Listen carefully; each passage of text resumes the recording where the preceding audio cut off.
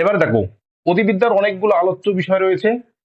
অনেকগুলো কি আলোচ্য বিষয় রয়েছে, সেই অনেকগুলো আলোচ্য বিষয়ের মধ্যে একটা বিষয় হচ্ছে দ্রব্য। একটা বিষয় কি? দ্রব্য। এটাই হচ্ছে আমাদের প্রথম অধ্যায়। তোমাদের থার্ড সেমিস্টারের প্রথম অধ্যায় হচ্ছে দ্রব্য।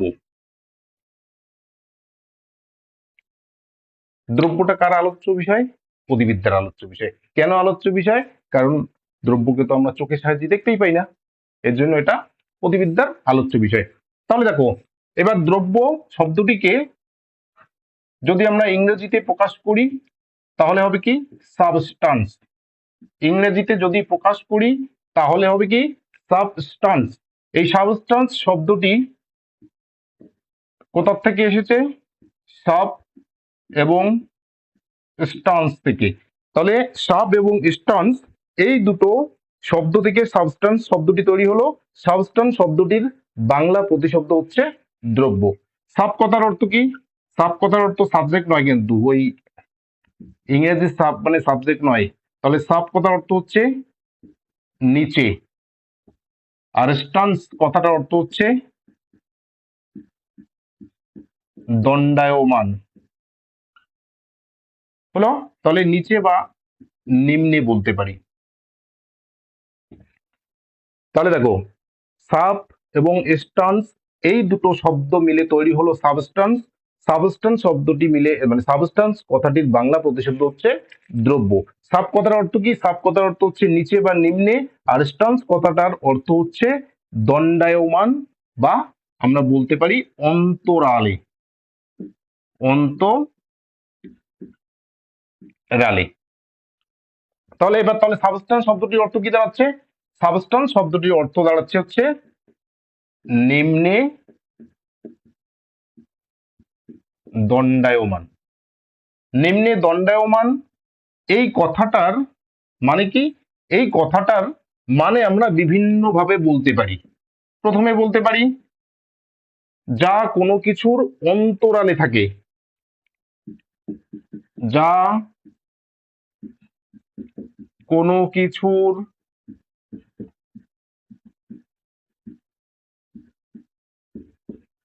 অন্তরালে থাকে।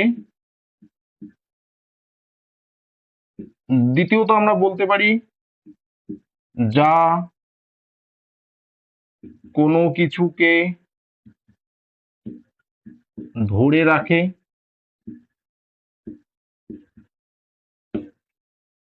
যা কোনো কিছুকে ধরে রাখে। তৃতীয়ত আমরা বলতে পারি যা কোনো কিছুর আধার।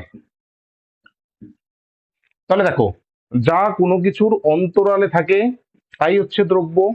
যা কোনো কিছুকে ধরে রাখে তাই হচ্ছে দ্রব্য। যা কোনো কিছুর আধার বা আশ্রয় বা আলম্ব তাই হচ্ছে দ্রব্য। তাহলে দ্রব্য বোঝা গেল। দ্রব্য শব্দটার ইংরেজি প্রতিশব্দ হচ্ছে সাবস্টান্স। সাবস্টান্স শব্দটি আসলো সাব এবং স্টান্স এই দুটো শব্দ থেকে। সাব কথার অর্থ হচ্ছে নিচে বা নিম্নে, স্টান্স কথার অর্থ হচ্ছে দণ্ডায়মান। কাজেই সাবস্টান্স শব্দটির অর্থ দাঁড়ানো হচ্ছে নিম্নে দণ্ডায়মান। নিম্নে দণ্ডায়মান এই কথাটার অর্থই হচ্ছে যা কোনো কিছুর অন্তরালে থাকে, বা যা কোনো কিছুকে আটকে রাখে, বা যা কোনো কিছুকে আশ্রয় হিসেবে রাখে, তাই হচ্ছে দ্রব্য। বোঝা গেল? কারণ সাবস্টান্স কথাটার অর্থ কি? সাবস্টান্স কথাটার অর্থ হচ্ছে দ্রব্য। আবার সাবস্টান্স কথাটার অর্থ কি? নিম্নে দণ্ডায়মান। তার মানে কি? নিম্নে দণ্ডায়মান, যে নিম্নে দণ্ডায়মান তাকেই বলা হচ্ছে দ্রব্য। নিম্নে দণ্ডায়মান মানেই হচ্ছে যা কোনো কিছুর অন্তরালে থাকে, তাহলে আমরা সেটাকেই বলতে পারি দ্রব্য। যা কোনো কিছুকে ধরে রাখে তাকেই আমরা বলতে পারি দ্রব্য। যা কোনো কিছুর আধার তাকেই আমরা বলতে পারি দ্রব্য। একটা উদাহরণ দেই। মনে করো এটা হচ্ছে একটা কৌটা। এটা কি? এটা হচ্ছে একটা কৌটা। এখানে চিনি রাখা আছে। হলো? তাহলে চিনিগুলো কোথায় আছে? চিনিগুলো এই কৌটাটার মধ্যে আছে। তাহলে চিনিগুলোর আশ্রয়কে, চিনিগুলোর আশ্রয়দাতাকে, চিনিগুলোর আশ্রয়দাতা হচ্ছে এই কৌটাটা। তাহলে এই কৌটাটাকে আমরা বলতে পারি দ্রব্য, অর্থাৎ যা কোনো কিছুর আধার। অর্থাৎ এই কৌটাটার মধ্যে চিনিগুলো আশ্রয় হয়ে আছে, কাজেই চিনিগুলোকে আমরা দ্রব্য বলতে পারি। মানে এটা তোমাদেরকে বোঝানোর জন্য আমি বলছি, এটা কিন্তু দ্রব্য নাই। দ্রব্যকে তো দেখাই যায় না, দেখা না যায় জন্য তো এটা অধিবিদ্যার আলোচ্য বিষয়। দ্রব্যকে দেখা গেলে তো অধিবিদ্যার আলোচ্য বিষয় হতো না। এটা হলো, মানে আমি তোমাকে আধার বা আশ্রয় কথাটা বোঝাচ্ছি। তাহলে চিনির পরিপ্রেক্ষিতে এই কৌটাটা হচ্ছে কি দ্রব্য। বোঝা গেল?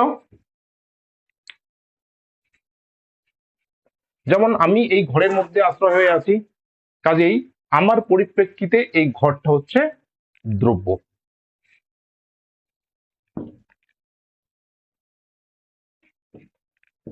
এবার দেখো, এই যে চিনির যে কৌটাটা রয়েছে, অনেকে বলবে চিনির কৌটাটাকে, চিনির কৌটা বলে তো কাউকে আমি দেখতে পাচ্ছি না।